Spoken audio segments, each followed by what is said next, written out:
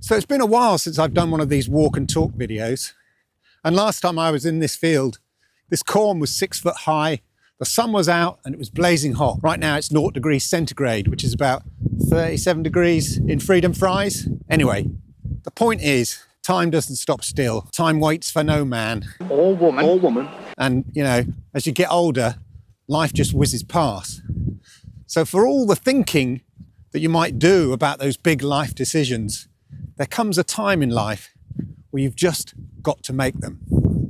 I've been procrastinating on a couple of things, one of them particularly major, and one of them pretty important to me. And I finally decided in the space of a few weeks to pull the trigger and stop procrastinating. So what are these big decisions? I've talked on this channel a lot thinking about when's the best time to retire and things like that. And the reason I've been thinking about these things is an opportunity has come my way. And I've decided, you know what, it might be a risk, it might be a gamble, but I'm going to grab that opportunity. Now, my issue about retiring early is that I still have a lot of expenses in life that I can't really get rid of. You know, I've still got a mortgage. Work is currently going through a process of voluntary redundancy. And with the money that I'd get from that, I think it'll cover me enough for the next 3 to 4 years in terms of drawdown before I start drawing on my pension, that I could still cover my expenses, pay for my kids to get through university, and then still have enough after all that to maybe sell up and go traveling a bit. So it's a risk, it's a gamble. Why is it a gamble? Well, there's no guarantee that I'm going to get the voluntary redundancy, which means I'm going to have to keep on working. And you know, it's life, it's really difficult to sort of balance your hope and expectations on things that you can't plan. You know, they're out of your control to a certain degree. You know, they may consider that I'm essential for business operations and therefore, you know, not give me that voluntary redundancy. And then I'm in a situation where, from a retirement point of view, the maths doesn't work out. I have to just keep working for at least the next 5 years. So it's very difficult to balance that idea of, oh my God, what if I get my voluntary redundancy? Oh, the things I'll do, lots of planning, you know, all within the next sort of 6 months, to going, oh no, sorry, no voluntary redundancy, life's back to normal, carry on working with the prospect that I've got to keep doing the same thing for the next 5 years because I'm not in a position to retire. So it's a tricky one emotionally. I told my manager I can put a case together to how I think the business can work effectively without me if needed, and provide consultancy if needed. You know, why not?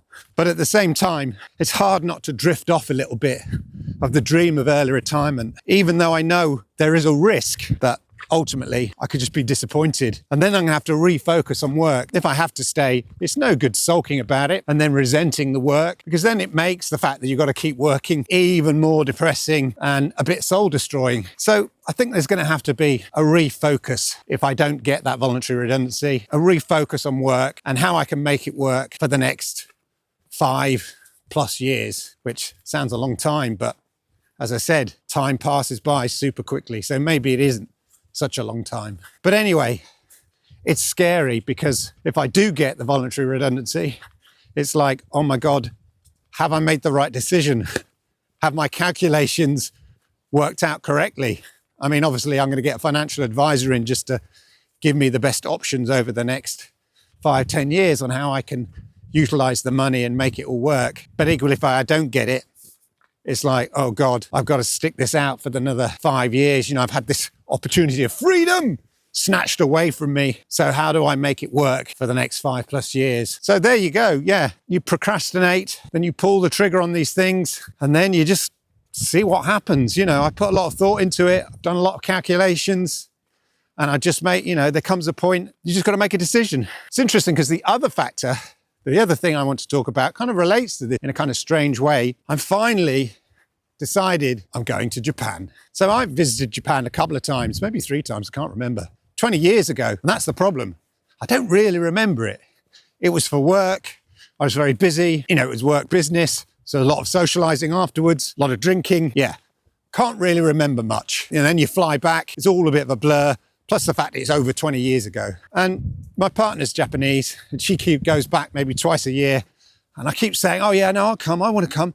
I want to go to Japan, yeah. And of course, you know, life, kids, everything gets in the way. Again, you've got to stop procrastinating. Got to pull the trigger on these things. And as I said, when you start researching all the flights, there are so many different options, so many different price options, so many different variables. There comes a point where you just got to go, damn it, make a decision, pull the trigger.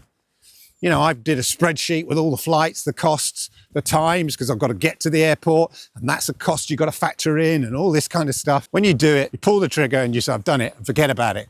And now I'm all excited, yeah, about the planning stages. What am I going to do? Where am I going to go? I'm going to meet my partner out there. She's going to take me some interesting places. I want to go to quirky bars, quirky shops. Just find some of the interesting things from Tokyo, not just do the standard touristy thing. You know, if I was a tourist in London, I wouldn't want to necessarily go to see, you know, Big Ben or, you know, Buckingham Palace or all that kind of thing. I want to go to the interesting bars, Camden Market, things like that. Just some more of the interesting places, you know, Brick Lane, the sort of where there's a sort of underbelly of interesting pop culture and things like that. So that's the plan anyway, to find out some really quirky, fun, interesting things. And yeah, I'll be doing loads of videos about that. Both decisions I've been thinking about and toying with for a number of the years now, and I've pulled the trigger on both of them. One is definitely happening. I'm going to Japan, Tokyo, specifically Tokyo. The other one, well, I'm just waiting to hear back from the business to say, yeah, we don't need you.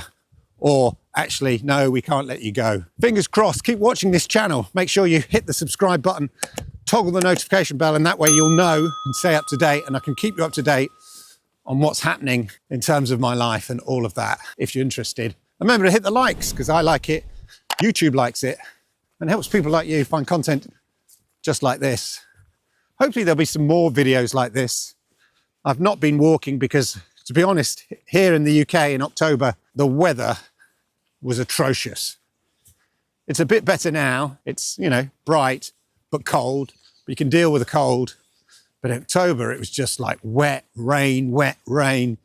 And any idea of walking in the fields, although I've walked in the fields, my boots are covered in mud, absolutely caked in mud. Anyway, there you go, ladies and gentlemen. I hope you found that interesting. Bit of a ramble, but as I said, I needed to post some more videos here, and I'll update you on both the Japan trip and retirement. Thanks for watching.